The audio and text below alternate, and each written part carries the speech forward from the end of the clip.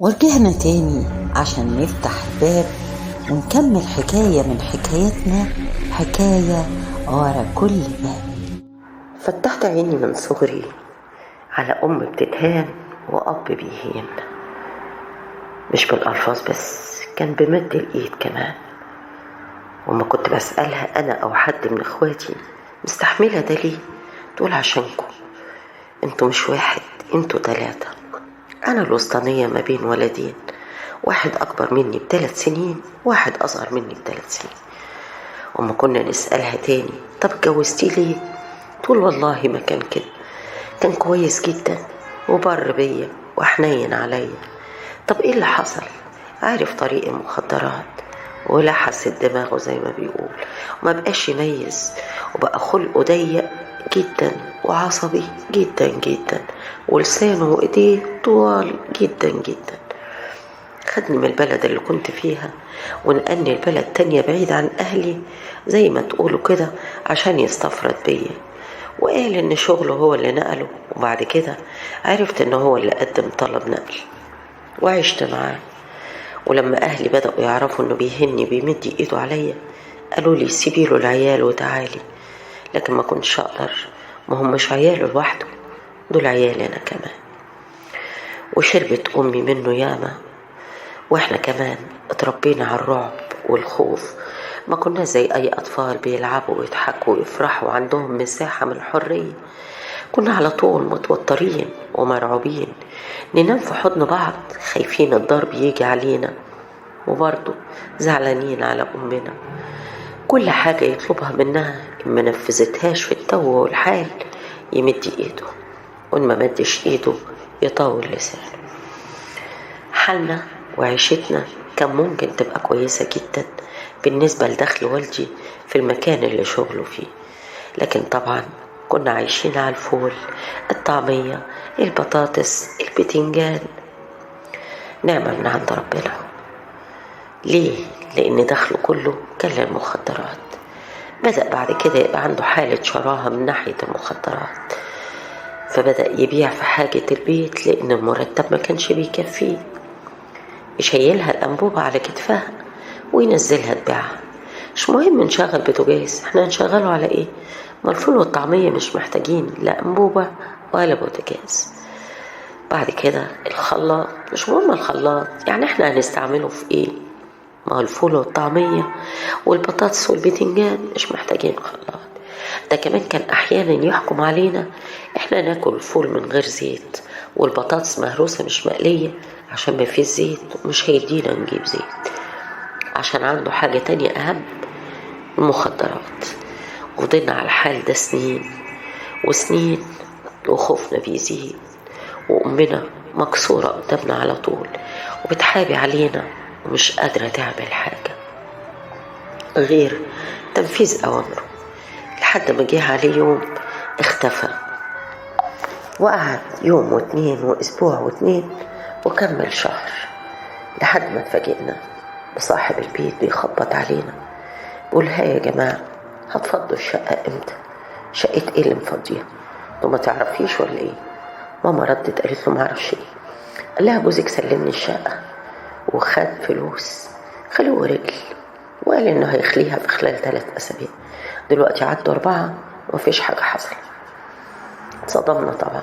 في الوقت ده ماما اضطرت تلجأ لاخواتها، ولدين وبنت، وخلاني الاتنين جم وساعدونا ان احنا ننقل في شقة تانية ايجار جديد، وساعدونا في المقدم، وساعدونا بقرشين على قد امكانياتهم، بس طلبوا من ماما انها ما ترجعلوش وانها تطلب الطلاق او تخلعه. لكن ماما كان ردها مقنع جدا، انا مش عايزاه، لكن ما اقدرش اعيش ولادي في حالة قلق.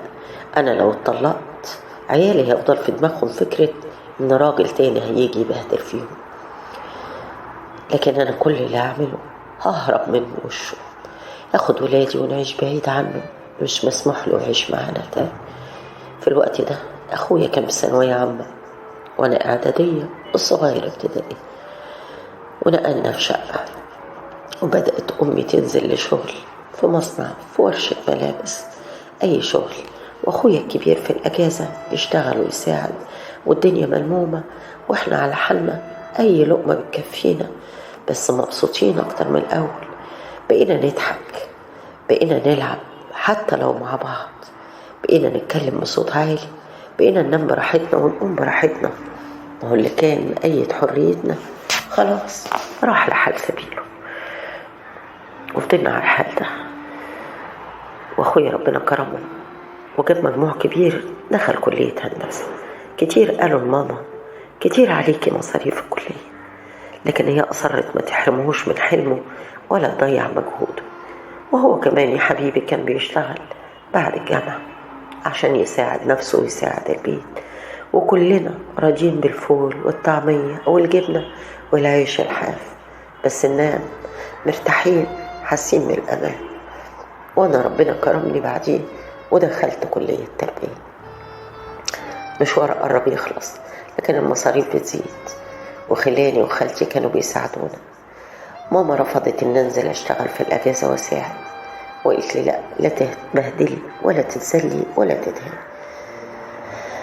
وكنا بننزل عند خالي وخالتي اول كل شهر، ناخد الشهرين، نقعد مع خالي ده ساعة وساعتين وخالي ده ساعة وساعتين، منتهى الاحترام يدونا الشهرية ويمسكوا فينا الغدا، ونقوم ونمشي ونختمها بخالتي. اصل خالتي بقى كانت تفرق عنهم كتير، احنا بنقعد عندهم ساعتين، لكن هي عندها 3-4 ايام على الاقل. والله ما كرم يا جماعة، ما تفرحوش قوي. خالتي كانت بتقعدنا 3-4 ايام ننظف شقتها وشقق ولادها اللي معاها في نفس العمارة يعني، وفي الاخر تقبضنا اجرتنا.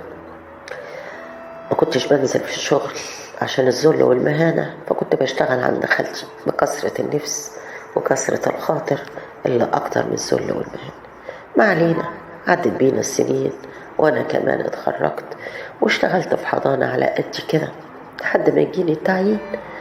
وأخوي الصغير دخل كلية سياحة وفنادق، وقعدنا ماما من الشغل، وبقى الدخل اللي يجيني ويجي من أخويا الكبير بمشي الحال على القرشين اللي بيجونا بالعيلة، خلاني وخالتي. وانا برضو وماما بنسافر اخر الشهر، نقعد 3-4 ايام، خدمة ومرمطة واجر على قدنا. وبعدين لما بدأت اخرج لمجال العمل في الوقت ده، اخويا كان دخل الجيش وخلص، والسنة عدت على خير الحمد لله. في الوقت ده بدأ يجينا عرسان ونرفض. انا كنت زي ما بيقولوا حلوة ومسمسمة ومنمنمة وجميلة زي أمها.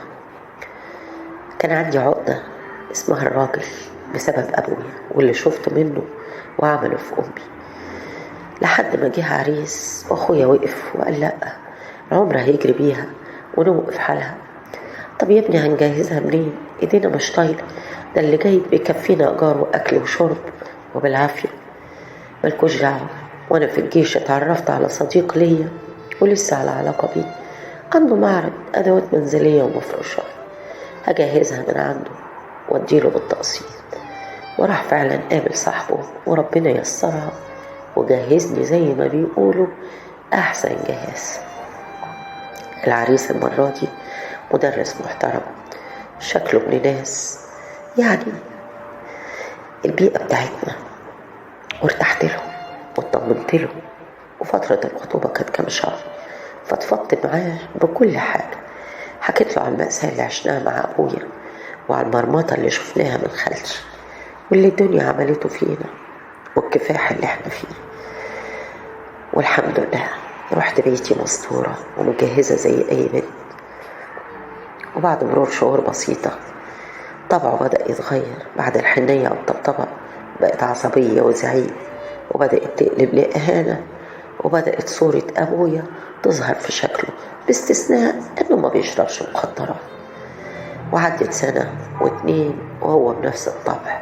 في السنة التانية من جوازنا ربنا كرم أخويا الكبير وجات له فرصة سفر لدولة عربية، وسافر، وربنا عوضه وعوض أمي، والعز ظهر عليه وعلينا، ونقل أمي في شقة كبيرة ببرج كبير وعفش خطير وعيشة كنا بنتفرج عليه في التلفزيونات، وركب عربية وربنا فتحها عليه من واسع قوي، ويجيب لي هدايا ويبعت لي فلوس. حسيت ان الغيرة دبت في قلب جوزي، وبدأ كل ما تجيني حاجة يقول الله يرحم، اما كنت بتشحته من خالتك، ويضحك الله يرحم اما كان ابوكي بيبيع امك الانبوب عشان يشرب بيها مخدرات، الله يرحم الله يرحم. وبدأت اندم اني ارتحت له وفضفضت له. بعد كده طالت جوازتنا 4-5 سنين وما فيش اطفال، ورحنا للدكاترة واقروا ان المشكلة عنده ومش سهلة، ما ينفعش معانا غير طفل انابيب او حقن مجهري. في الوقت ده كان ظروفنا صعبة شوية، وبعدين جالي التعيين وظروفنا اتحسنت، ودخلت معاه في جمعيات وعملنا تجربة طفل الأنابيب وفشلت، والحقن المجهري وفشلت، وعصبيته بتزيد لكن يجي بعد شوية يطبطب. طبعه اتغير شوية بعد ما عرف المشكلة اللي عنده، بقى حنين عليا، أو زي ما تقولوا كده خايف إن أسيبه وأتخلى عنه.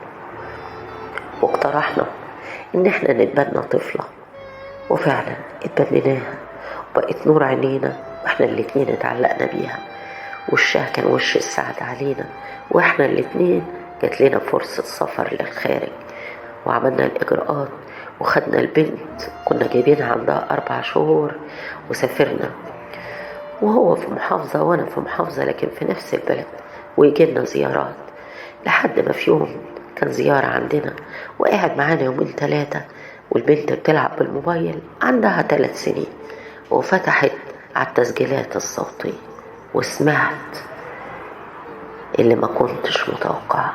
والمرة الجاية احكي لكم سمعت ايه من حكاية من حكاياتنا، حكاية وراكم.